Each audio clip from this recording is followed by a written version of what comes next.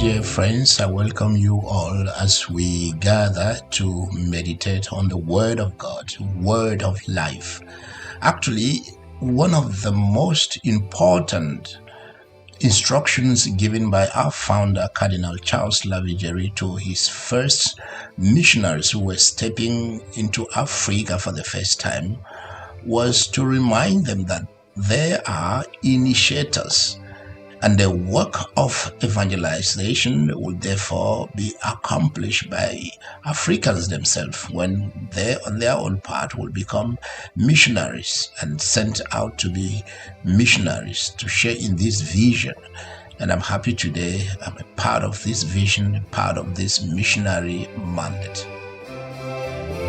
So our founder actually believed that Europeans or missionaries from Europe should only be the initiators or seeds of the work, with the long-term goal of fostering an indigenous clergy and leadership.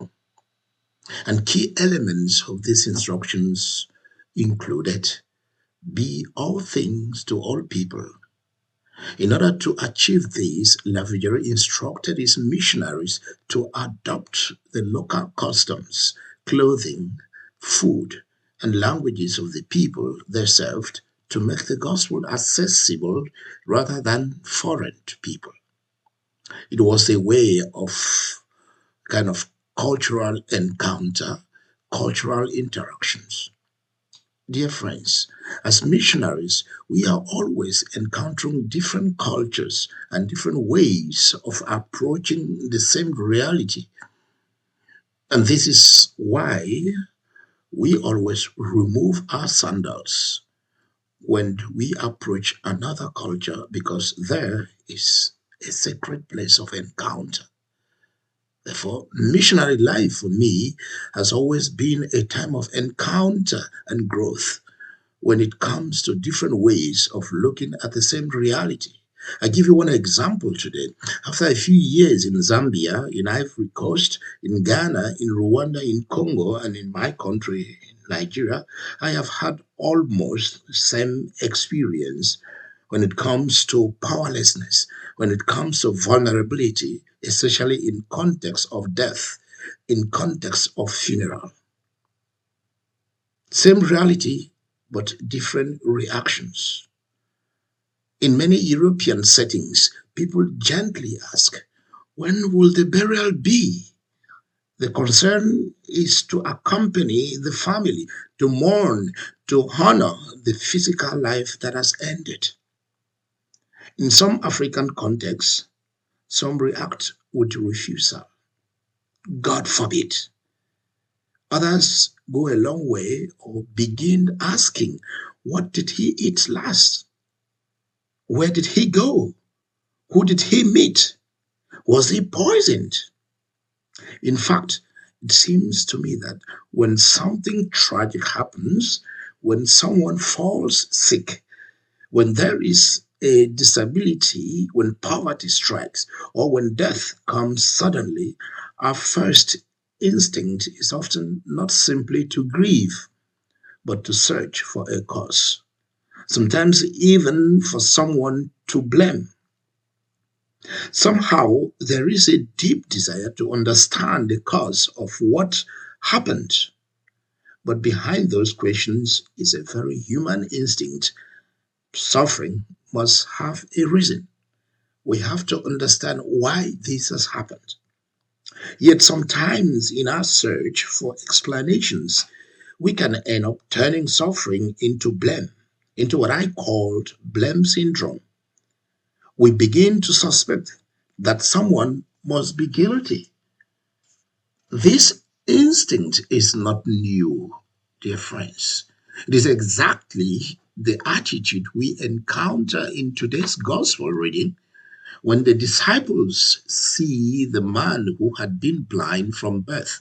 They immediately asked Jesus, Rabbi, who sinned, this man or his parents, that he was born blind? For them, suffering had to be the result of someone's fault. But Jesus refuses this way of thinking. He breaks the chain of blame. He says neither he nor his parents sinned. And then he reveals something deeper. He was born blind so that the works of God might be revealed in him. Instead of looking for someone to accuse, Jesus looks for someone to heal. Dear brothers and sisters, God sends us Jesus to remind us that every single person was born so that the works of God might be displayed in him. Perhaps today, this word of Jesus is meant especially for those who carry a heavy question in their hearts. I think of people, friends, family members, parents who quietly ask themselves, what did we do wrong? Why was our child born with this illness? Why this handicap? Why this suffering? Why me, Lord? I think about innocent children, people born with, growing up with, living with disabilities or chronic illness, who sometimes feel that others look at them with pity or worse, with suspicion, as if their life were somehow a mistake, a punishment, or a sign that something went wrong. But today, Jesus speaks a word that breaks that cruel chain of blame and invites us and invites people to go beyond appearances, our usual tendency of naming ceremonies, and go up to what we call today openness. And openness is the key word here. When the disciples look at the blind man, they see a problem to explain. They see a case to judge. They want to identify the guilty one. But Jesus sees something completely different. Jesus sees a person, a life, a dignity, a mystery loved by God. And he says something extraordinary. Neither he nor his parent sinned. In other words, Jesus is trying to invite his society, is trying to invite us. Stop looking for someone to blame. Stop this naming ceremony. Stop turning suffering into a courtroom. Stop moralizing human vulnerability, human frailty, and human suffering. And then Jesus reveals a deeper truth. This happened so that the works of God might be revealed in him. This does not mean that God sends suffering. It means that no life is useless, no life is meaningless, no life is a mistake. And I think, and I do believe also, every single person is born with a dignity that no illness, no handicap, no limitation can take away. And it is important to note that sometimes the works of God appear in ways we do not expect. They appear in the courage of someone who lives every day with pain. They appear in the patience of a mother or a father who cares for a fragile child with endless love. They appear in the tenderness that grows in a family that learns compassion through suffering. Very often, the people whom the world calls weak become the ones who teach the rest of us how to love. They opened our hearts. They make us more human. And I remember this when I lived in Rwanda, working with the Sisters of Mother Teresa. My apostolate with them, my short moment with them, really challenged me, my convictions about vulnerability. And I respect the apostolate of these nuns, how they touch people's life. Human vulnerability make us more human.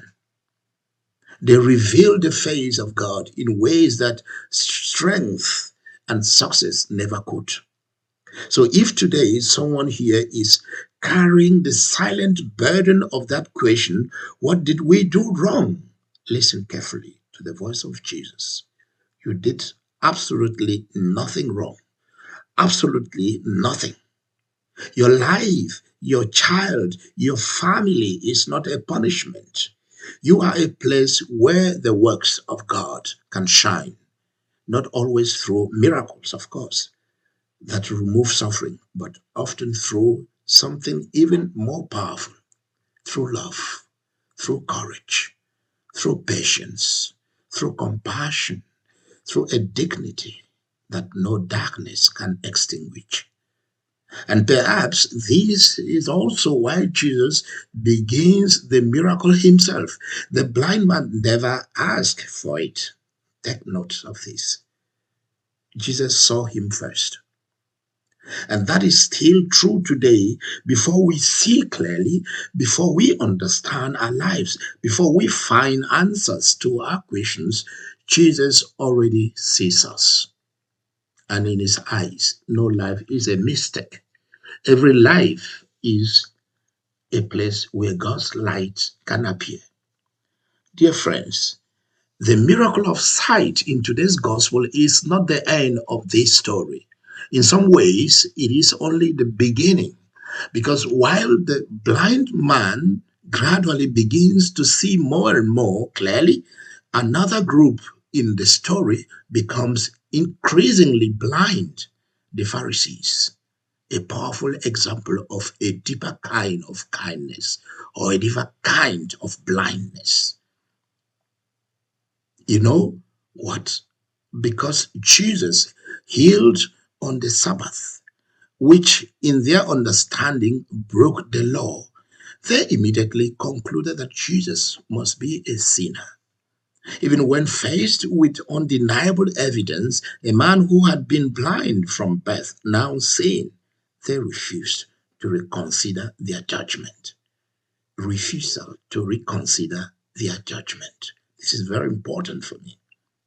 When the healed man courageously says to them, if this man were not from God, he could do nothing, they became angry and threw him out.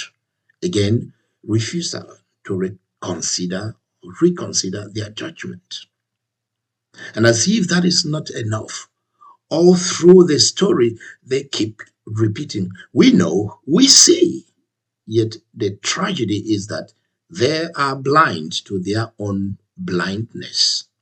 That is why Jesus says to them at the end, if you were blind, you would not be guilty. But since you say, we see, your guilt remains.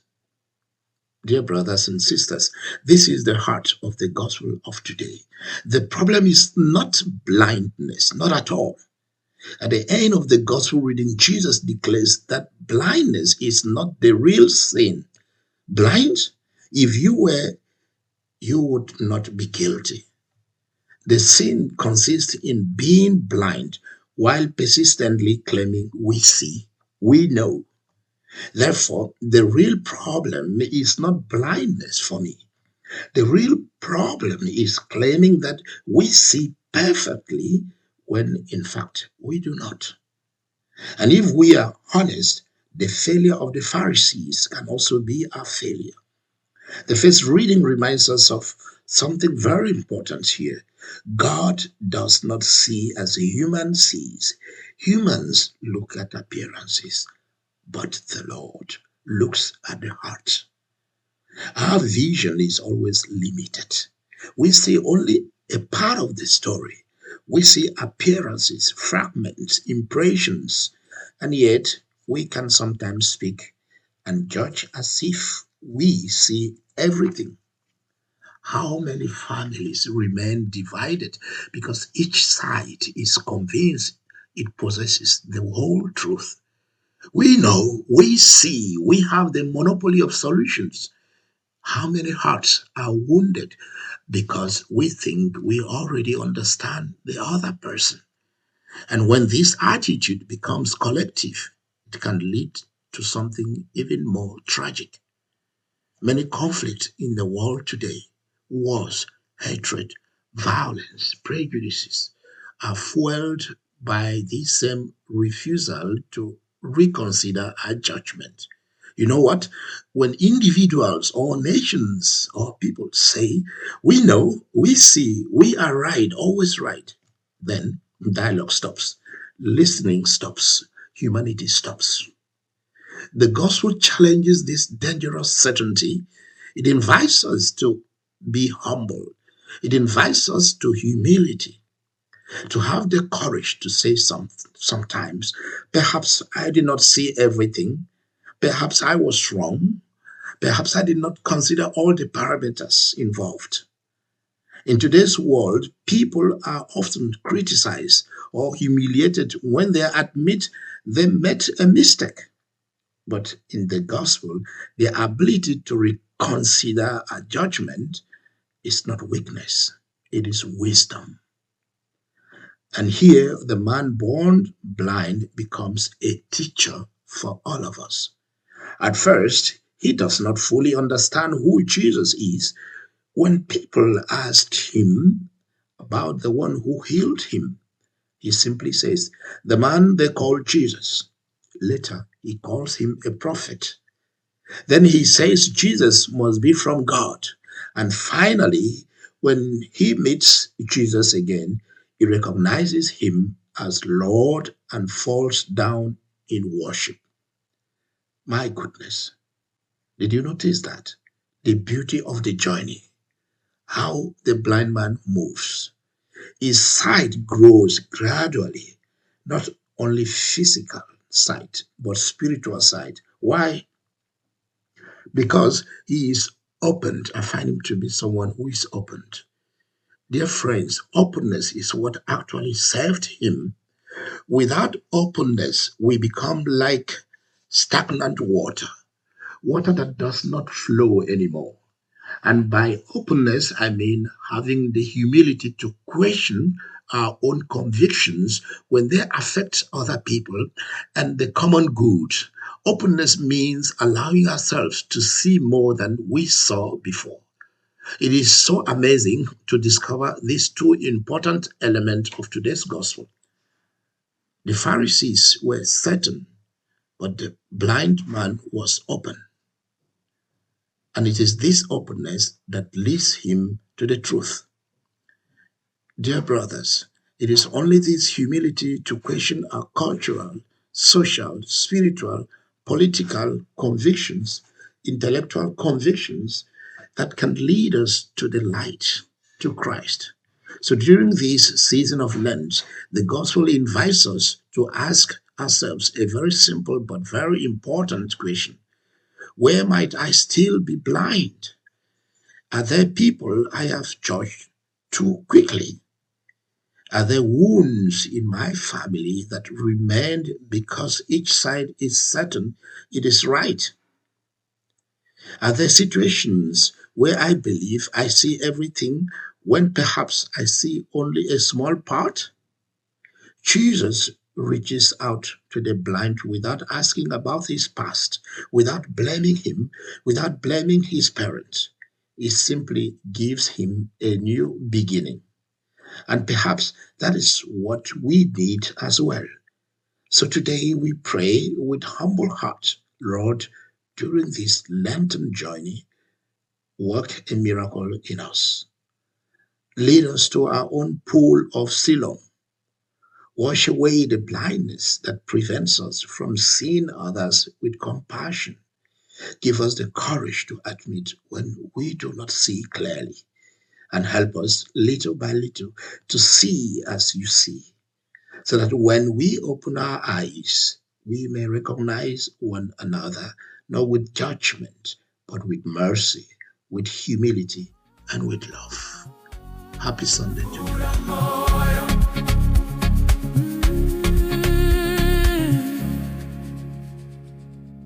Open your heart to the Lord.